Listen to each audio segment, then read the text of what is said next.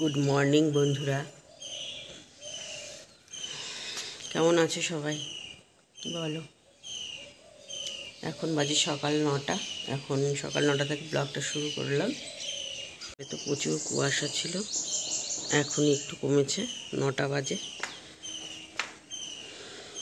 সকালে ঘুম থেকে উঠে বাসি কাজ সেরে পুজো দেওয়া হয়ে গেছে।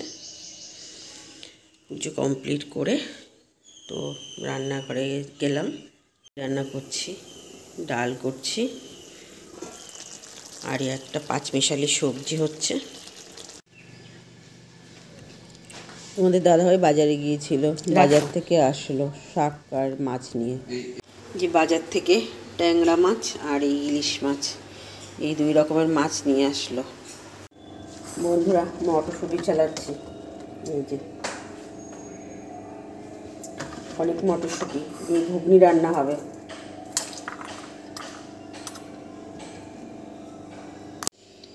এই যে মটরশুঁটি। সব কাজ কমপ্লিট হয়ে গেছে। এবার বাসনগুলো মেজে নিচ্ছি, মেজে ধুয়ে একদম পরিষ্কার করে রেখে দেব। বাসন অনেকই বেরোয়, সকালবেলাটার দিকে বাসন বেরোয় প্রচুর, আর দুপুরে বেশি এরকম একটা বেরোয় না। বাসন মাজা হয়ে গেছে। এইবার দেয়ালগুলো প্রতিদিনই এভাবে পরিষ্কার করে নিই সাবান লিকুইড দিয়ে, তা নাহলে রান্না করি তো তেল তেল থাকে, তাই না বন্ধুরা।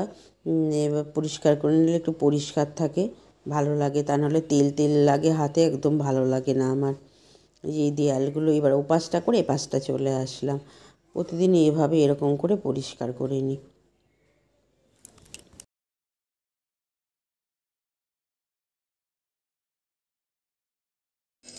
আজকে দুপুরে কী রান্না হয়েছে?